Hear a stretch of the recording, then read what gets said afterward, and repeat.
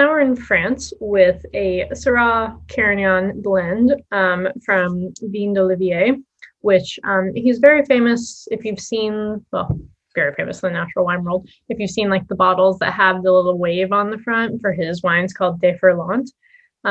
So this is one of his like higher end bottles, and I think for this really interesting and cool expression of this kind of blend. So yeah, diving into the color. It's pretty dark. It's 2018, I believe. I actually noticed it doesn't have the vintage on the back, although it does say Lu 0018, which I think is the vintage, but I know just from the supplier that it's supposed to be 2018. So that's got a few years. And yeah, it's just like quite extracted, which is exciting because I feel like we don't get that many reds that are like that typically from the natural producers. So on the nose, it's like black cherry. Sometimes like people will say it smells like cola or something, and I get a little bit of that on this one. Yeah, but also it has all these like secondary notes. Like this is like our fancy wine. Like save it. You could probably save it for a few. Well, it's like ahead of ourselves, but save it for a few years if you wanted to. And it already has a few on it, so it has like baking spices. It has like maybe like a little bit of leather or something a little like, it's not smoky, or maybe it's a little smoky. Like dried, something dried, like dried leather, dried baking spices, something like that. All right, let's try it.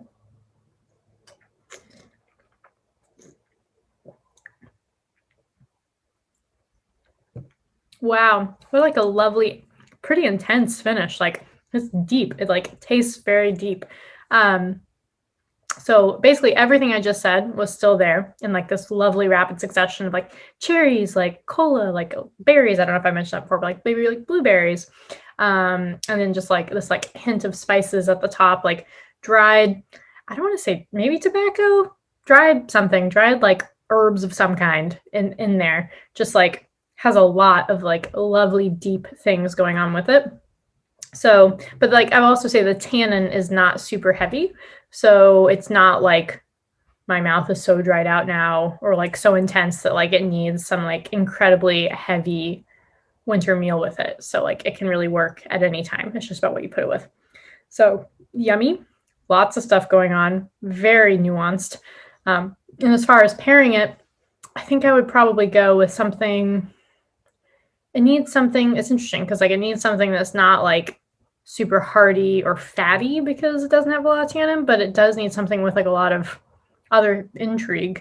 So I've mentioned tagine in other videos, but like veggie tagine or like chicken tagine, like if you wanted to do lamb, I think that would be amazing with this, like lamb tagine where it has a lot of spices. That would be like, wow. Lamb just generally would be really nice with it. Maybe like, depending on how you prepared it, like maybe duck. That's not normally what you would put with this, but because it doesn't have a ton of tannin, I feel like a roasted duck or whatever you get at the Chinese place. Maybe it would be a little bit not quite as good as the lamb. And then finally, let's think of one or two more. Or again, the veggie stuff with this is tricky. Maybe like stuffed portobello mushrooms with something that has like a lot of spice in it. I don't know what that is at the moment, but I think you can get where I'm going with that. Also, it would be great with like cheeses. This would do really well with like some of like your stinkier cheeses. So maybe you stuff those peppers with some nice cheese.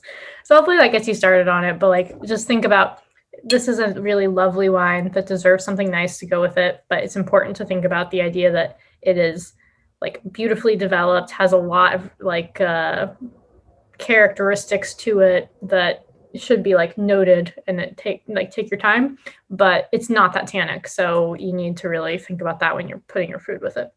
So enjoy.